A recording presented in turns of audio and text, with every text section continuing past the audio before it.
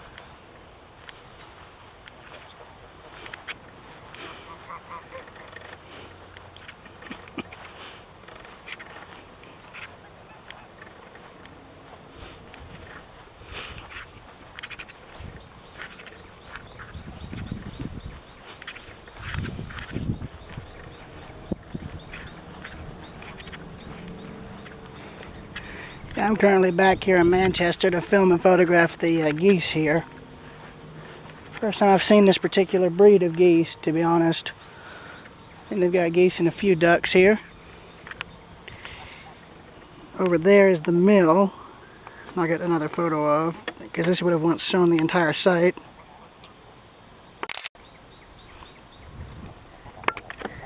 There's the birds again. Most of the entire flock.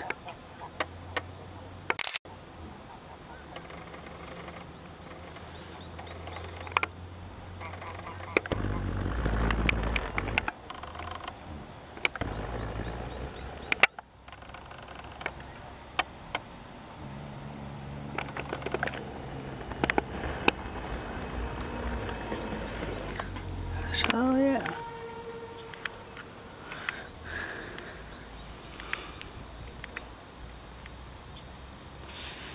That's more or less it, unless they start coming out of the water and I can get better photos of them, but again, I'm not going to bug them, so yeah, I will see y'all up there at the mill because there's a caboose up there I'm going to try and photograph if I can. So I'll see y'all then.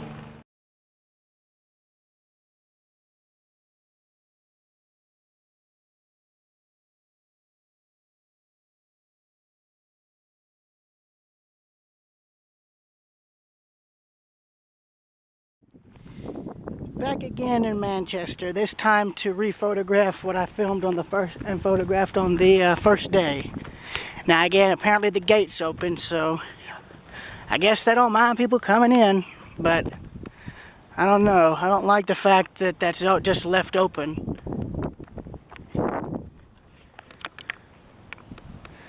Here's that signal again. Camera's going horizontal because I got a car coming. So they've gone and cut all this grass here since I was here last. So I'm here getting photos of these signals here because I never got a chance to photograph them in the proper light you see now. So here's all of them in one go. In particular, what I want to do is get this switch better now that the grass has been cut down. This was probably for the mill.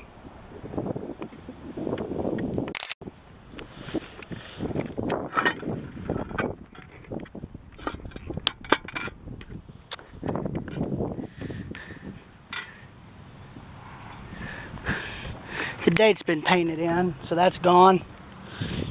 Well, it's not gone if you chipped away the paint. Here's a better view of the crossing signal. And the camera's going to be going vertical a lot, so I'm just telling you guys in advance. So here's this signal with the blue light.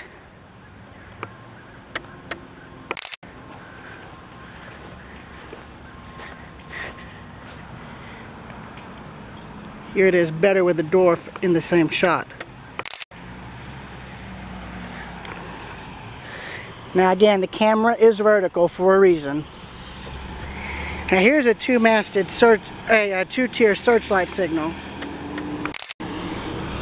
Now you're gonna ask me, what's a searchlight? That's the nickname given to these particular signals you see here, because they look like a searchlight.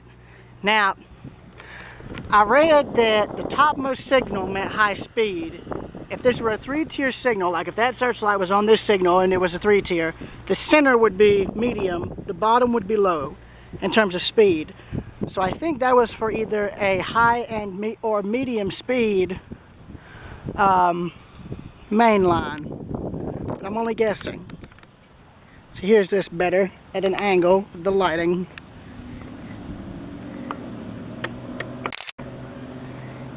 And here's all this looking back. And then again, horizontally. Here's another view of this signal box.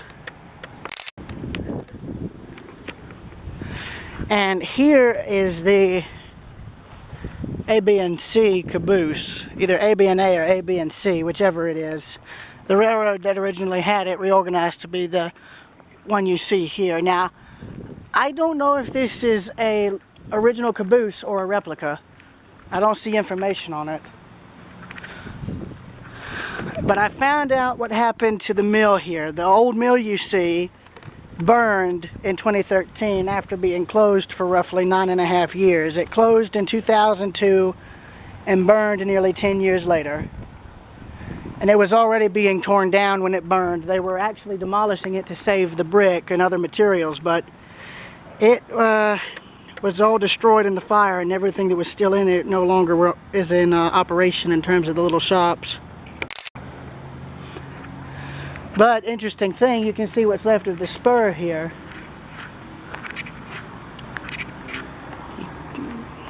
When I was here a few days ago, this was all high grass, and now, thanks to them cutting it, you can see what it now looks like.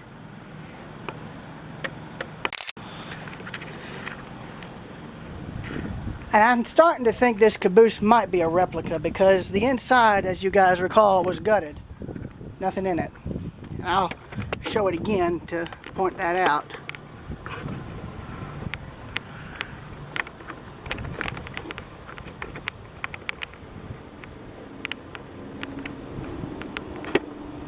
As you can see, it's completely gutted. Now I'm holding the camera and having the viewfinder in the back pointed down so I can see. So I apologize if the footage is shaky and not level. But you could see the construction method used. Here's the emblem and reporting marks, so I'll get a picture of that for you.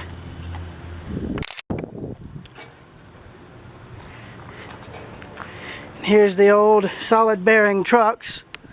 And as I said, now I know you guys have probably asked me before, well, what's a solid bearing? Solid bearing is that right there. That's a solid bearing, and this still has the old grease mops you see in there. That was to keep them lubricated going down the track. Nowadays you don't see these in service on Class 1 rolling stock. It's all roller bearing because of the number of issues these had, both in operation and maintenance. And as you can tell, the doors are spring loaded. There'd actually be a rod you'd carry with you to flick these up, check them, and then shut them back. And I think that was a bearing box rod is what that was called. I know in the film End of the Line, which was an indie film made back in the 80s, it showed one of the characters actually checking some of these old solid bearing cars with one of those poles. But that's neither here nor there. So, I will see y'all later. Next stop is Woodbury and Red Oak Covered Bridge. So until then, this is Railroad Preserver 2000, signing out to the next location.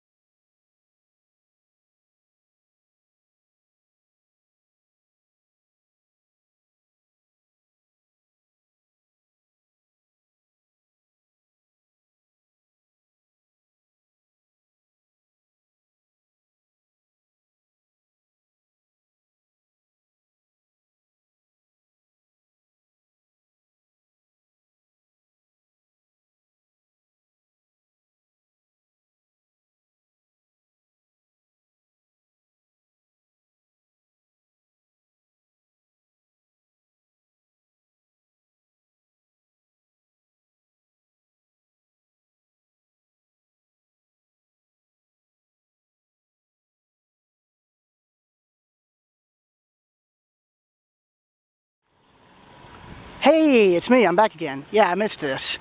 These look like boiler doors from the mill.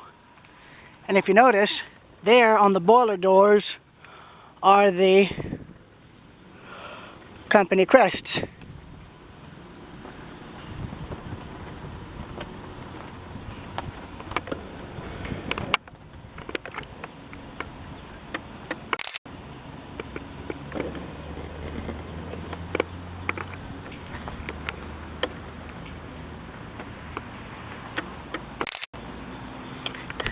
There's an identical door on this side. Now I think this is actually a war memorial. Yeah, it is. It's a war memorial. So they got 4 of these doors on each side. And the crest on them is that. That's the old company crest on the water tower.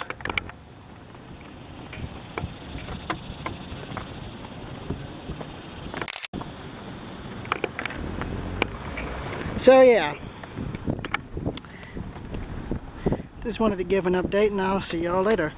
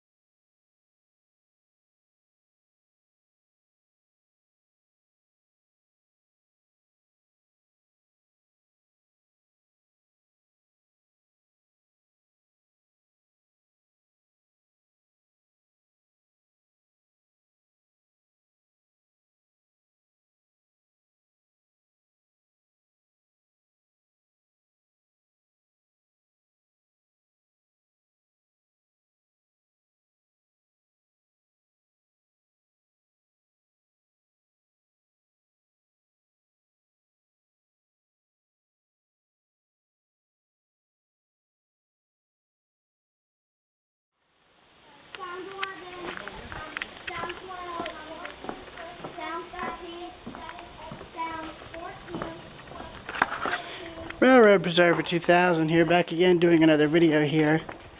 And in this video I am at Red Oak Creek Covered Bridge. This is the only surviving covered bridge built by Horace King, and I've got an information brochure with me at present that I will read as I walk back through the bridge. Or actually start reading as I walk on the open portion of the bridge that you see here before you. So, Horace King was born into slavery in South Carolina in 1807.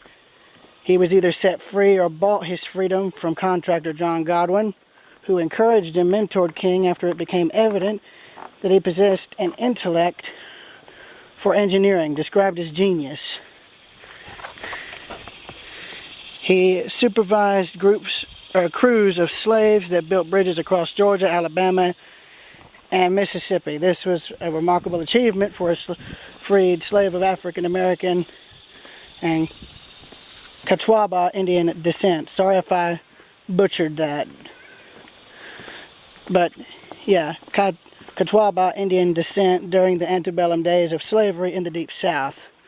Horace King also designed the spiral staircase in the state capitol building in Montgomery, Alabama.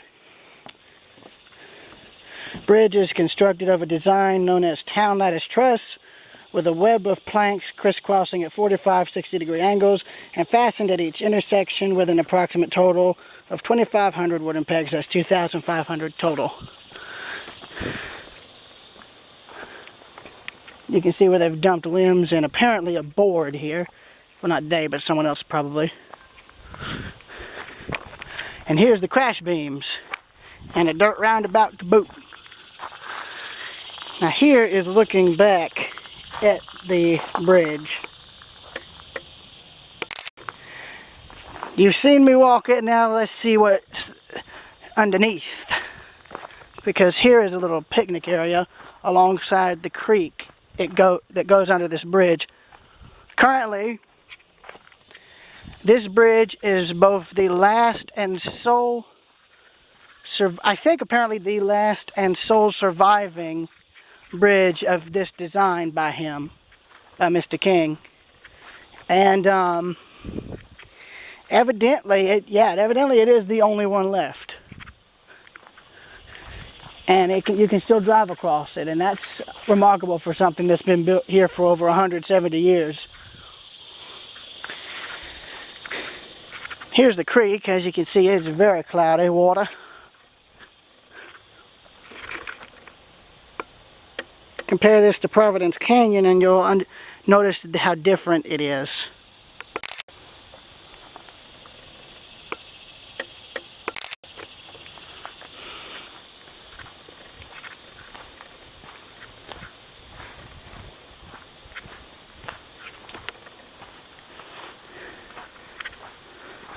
Of course, now you can see they've had to come in and actually put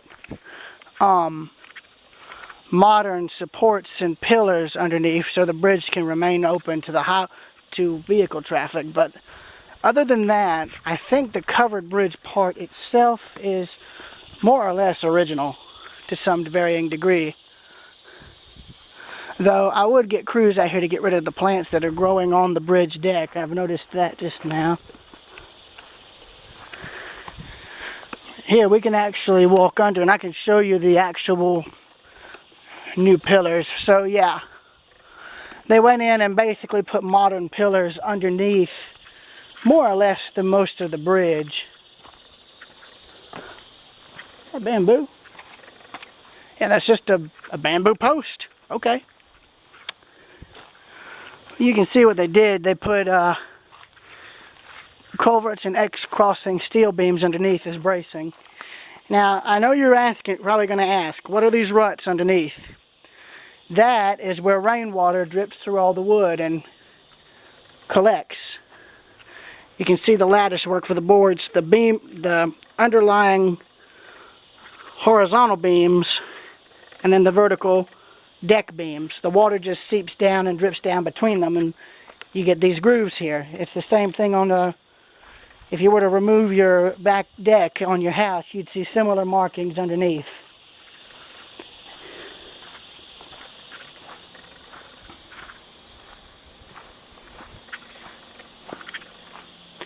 Here's a better view of the covered bridge span.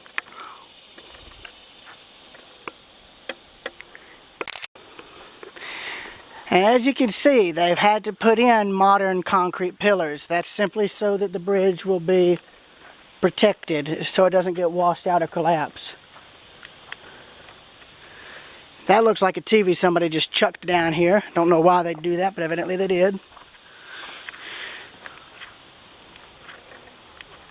Since we have a sandbar down here, this will give me a chance to show the underside of this thing. Not many people, I think, have done that.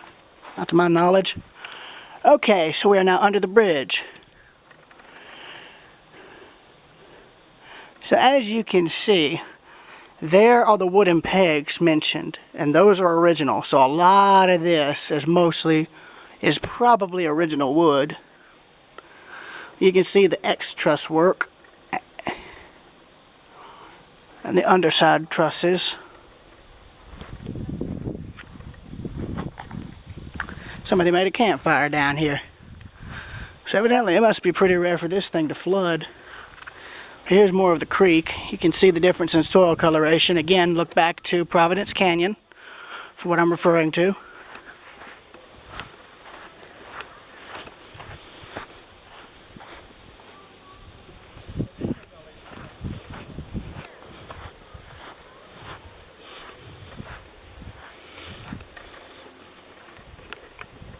More of the creek down here, Creek River.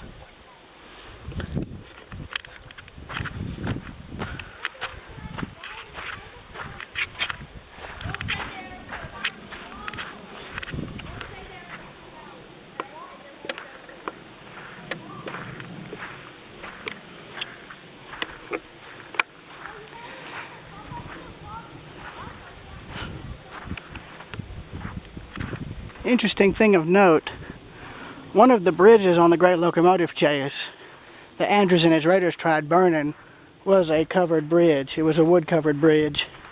Not of this design, but probably of a different one. I forget the name of the river it crossed, but they, of course, didn't burn it, and it's now long gone. Destroyed during the Union advance through Georgia, or just simply lost due to being torn down or replaced. Even abandoned, who knows. I'm now back up against the pillar here. And here's a better view from the ground level of the truss work underneath. I'll try and show more of it walking back through. And there's another view of the river. Creek, river, whatever they call it. Tells you how long some of these trees, well, this tells you how old this tree here was. You can see where it fell right there in the river, because these are all the roots from it.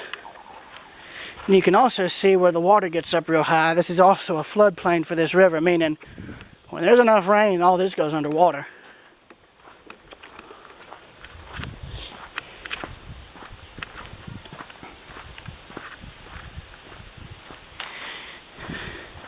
Hence why there's such a long approach here on each end, or on this end, I should say.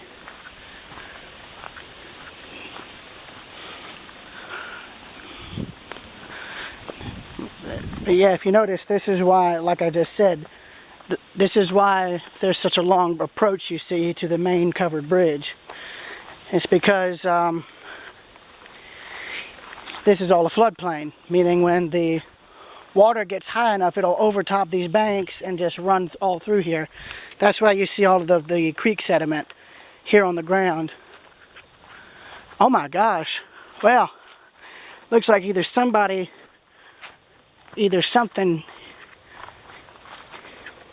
huh? So did a tree fall across the bridge? It looks like it, because that broke right there. Huh. Yeah, it does. It almost looks like a tree fell across. Yeah, it did, actually. Yeah. Because there's what's left of it right there. So a dang tree fell across the bridge and knocked out the railing. Ooh. That's not good. And here's something neat. The tree was hollow. See?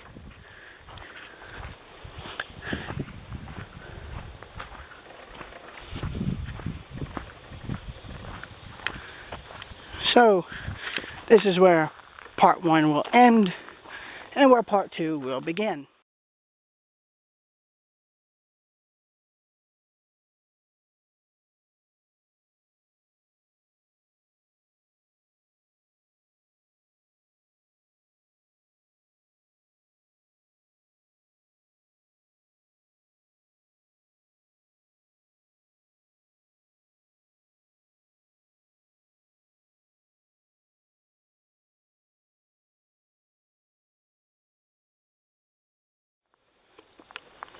Okay, I'm back, and this is part 2. Walking back through the Red Oak Creek Bridge.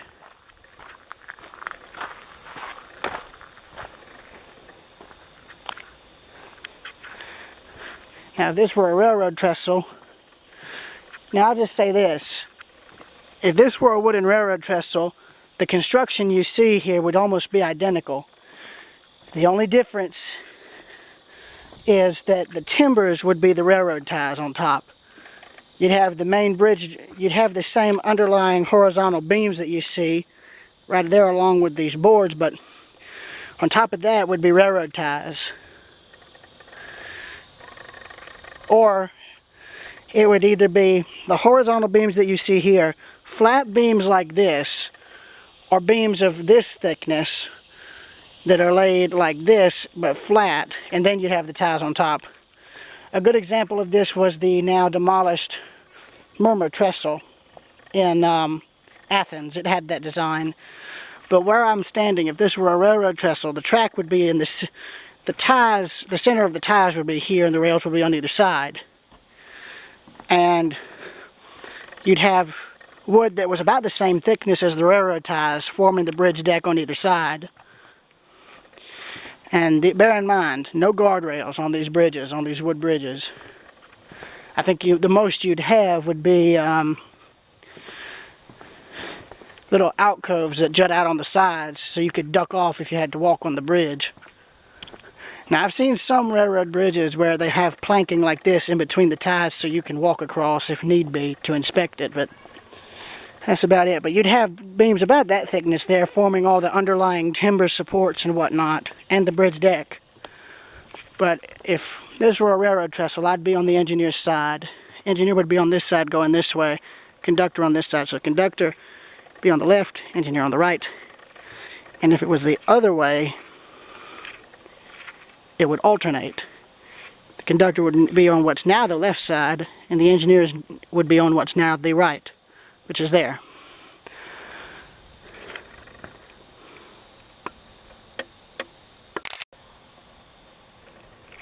So, going back through, and what I should have done, and what I'll do now, is I'll go back and actually get my flashlight so you can see the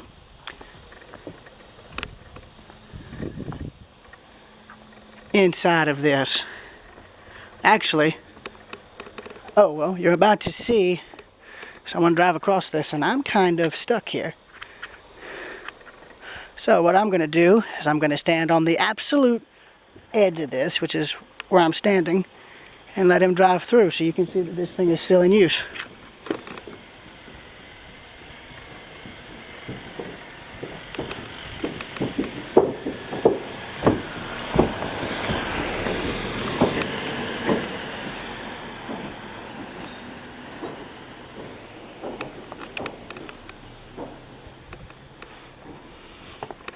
As you can see, they've put modern bracing and supports in a little bit to keep the bridge stable on each end.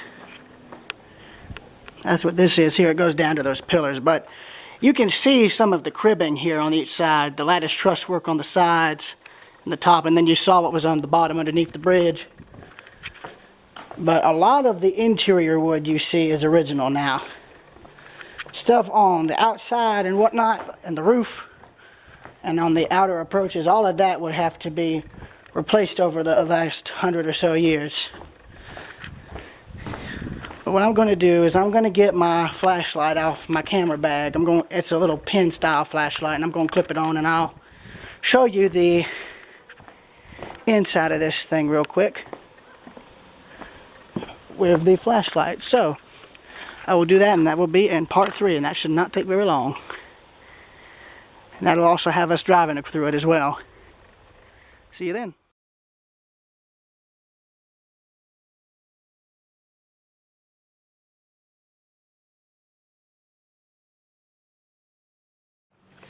Okay, part 3. Here's my flashlight. So, I'm gonna tuck this on the shirt. Hold on, I'm gonna have to set the camera down to do this. I'm gonna tuck it on the shirt. There we go. It's now on in its brightest setting. So let us head in. You got this interesting ramp leading up into here, and I like that. It's like a mini approach ramp.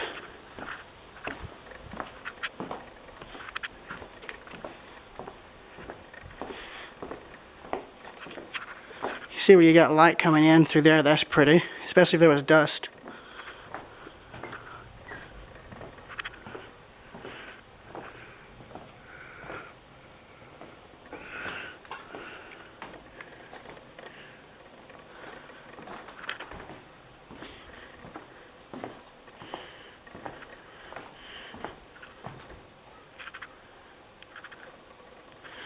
Interesting thing, this thing's light sensor is like all automatic.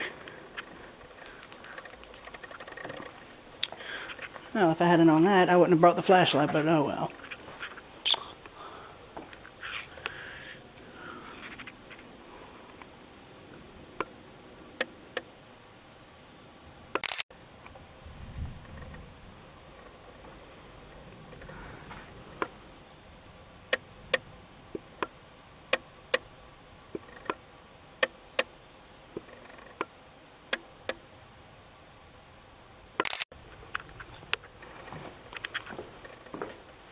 I like stuff like this because it's quiet. It's not so crazy, and it actually gives me a chance to, you know, calm down and chill.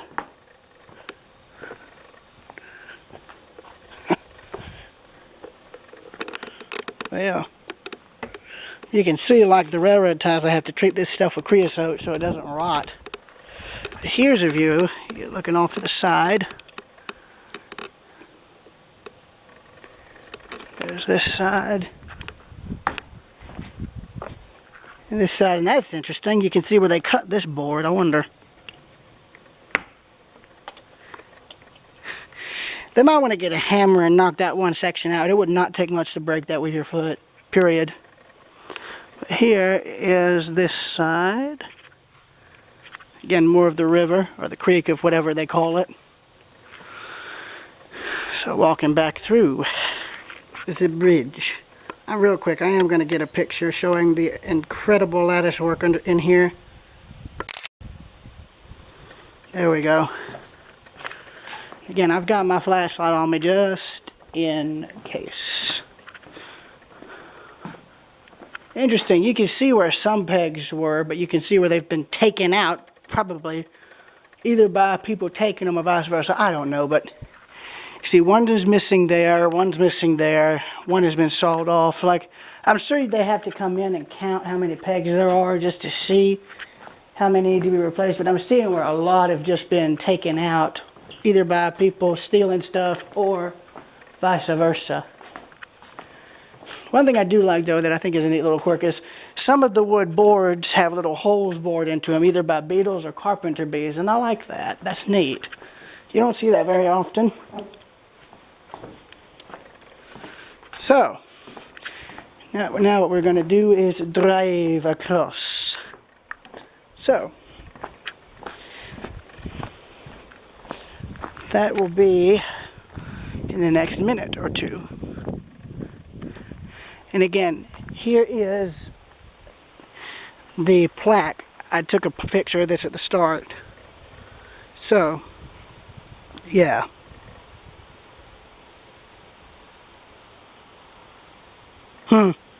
Funny, Watson's Mill has that little claim.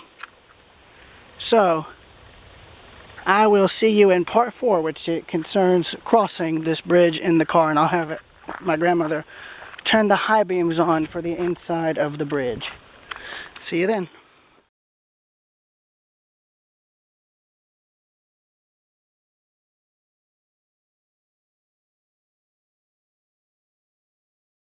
Alright, do you have the lights on? Alright, do you have the high beams?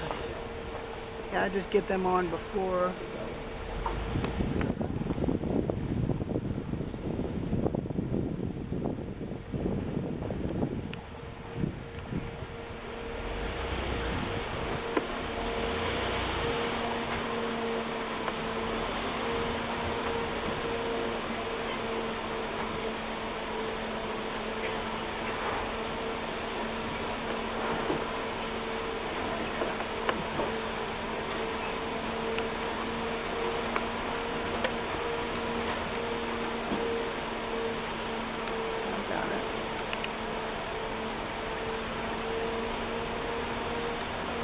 I only noticed the roof just now, but that's fine. It's neat though. I'm just going to film. Might as well just film across the entire bridge.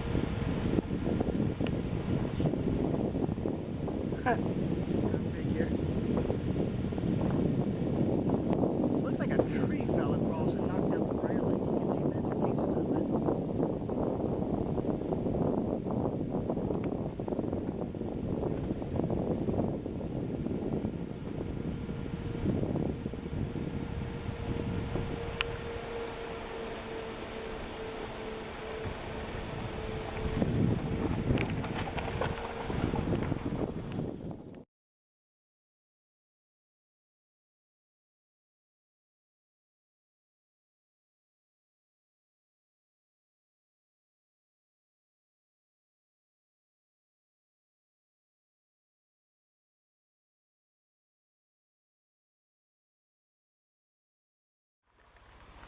This is just past Red Oak Creek Bridge. This here is an old, what looks to be an old sharecropper's farmhouse on the dirt road going to and from the covered bridge. Don't know the history on it, don't know who last lived in it, and I'm not sticking around too long to find out because we got rain coming in and I don't want us getting stuck on this back road. So if any of y'all are know the area and know the history, it would be greatly appreciated. But I will see y'all later. So Railroad Preserver 2000 signing out.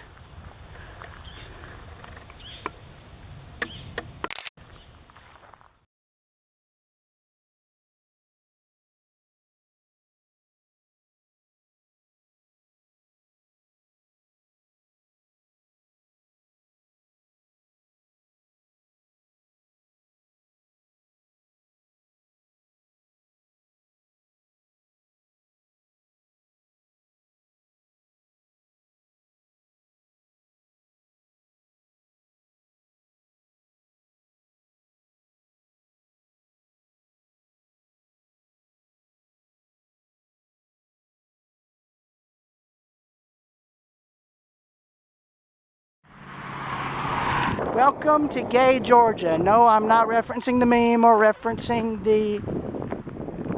what the word means, but this is the town that was named before the whole thing. But I'm basically here to get reference material for Rails Unlimited and just for my general photography hobby, because I love what this looks like. And there's a bunch of old buildings and industrial buildings in the back that I'm going to photograph.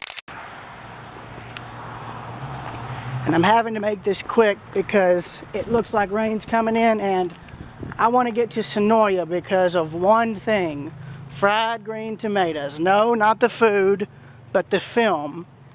Yes, this is where Sonoya is, where the home that stood in for the Threadgood house is located. It's located in Sonoya.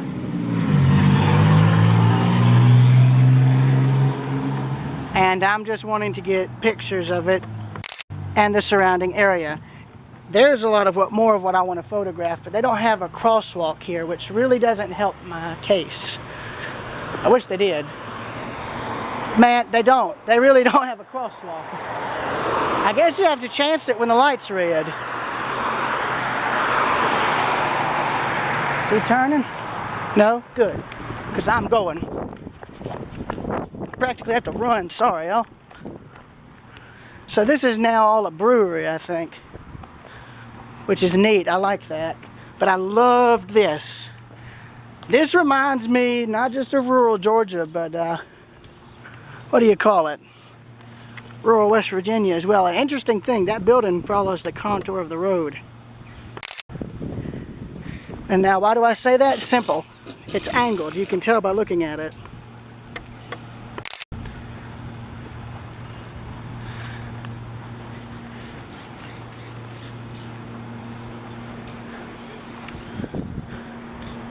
And there's no sidewalk, so that makes this a bit tricky. I hope they're used to people walking. Here, I'm gonna cross the road here. They really need crosswalks. I'm just saying, that'd be nice if they had it. This reminds me of Cass, the wood boardwalk, as the sidewalk. There's more of this side of town that I was just walking on here.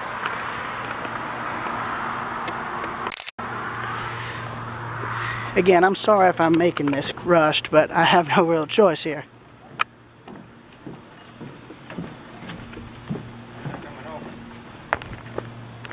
Hey there. How you doing? Doing good. I'm just getting pictures. Oh, this looks neat. Oh, what this used to be?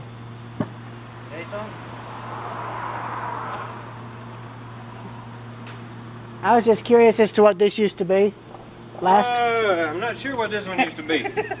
Oh, looks like it's being renovated though. That's what I can see, which is good. Oh yeah. We're gonna get them all going again. Well, that's good. Oh yeah, I'm not sure what these used to be. I know this one used to be the drugstore. Yeah, I know, because I saw the sign. That one used to be the drugstore, but these guys, I am not sure what these used to be. It looked like they were probably built, what, 50s, 60s or something? Yeah, somewhere around in there. Yeah. Well, good luck. I'll get to the railroad tracks in a minute. Just trying to make sure I am not getting hit.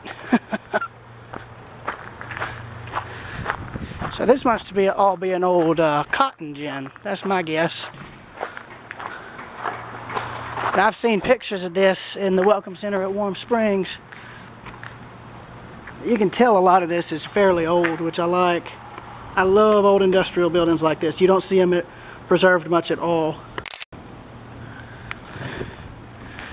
And here's why I like it. Look at all this. This stuff interests me like crazy. And it's just so picturesque too. And I can tell you this was served by the railroad at one time, I'm sure.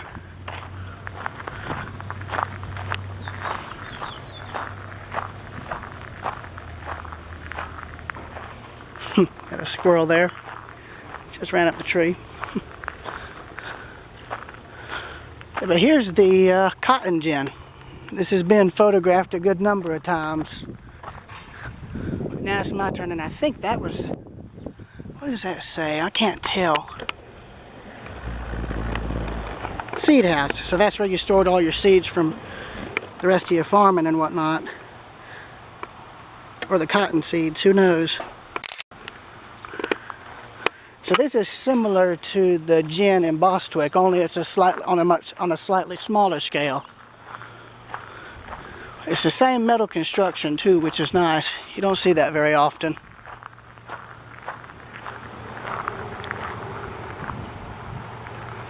It's another seed storage house.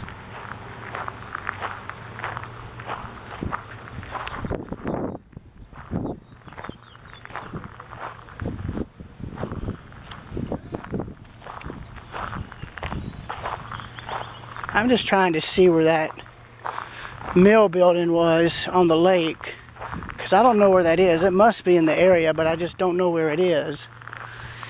Oh well. Anyway, I think I'm going to end this part of the recording here until I find it again, so I will see y'all later.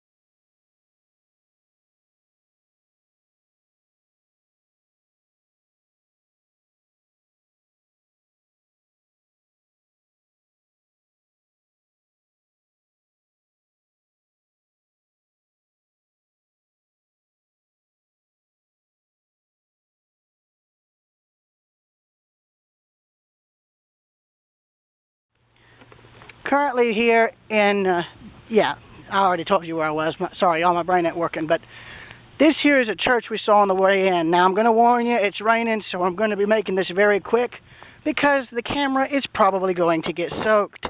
So I'm going to be hunching down like a Notre Dame hunchback, and I will be trying to keep the camera as dry as possible, but I don't think that's going to work very well. One thing I will say though, I love this tree.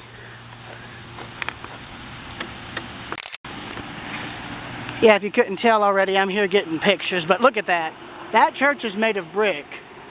I've never seen a church made of brick before that's been painted white, but I love how it looks. It's pretty. Now, there's signs here pointing out when it was founded. Let me see, because I think that's when the congregation was founded. Let's see. Enon Primitive Baptist Church, constituted 1830. So it was like a meeting house. Either way, it's nice. So I will be trying to get this, and I will see y'all later. After I take a quick peek through the window. Because look at this. That's got to be the original church. Oh, that's pretty. Look inside.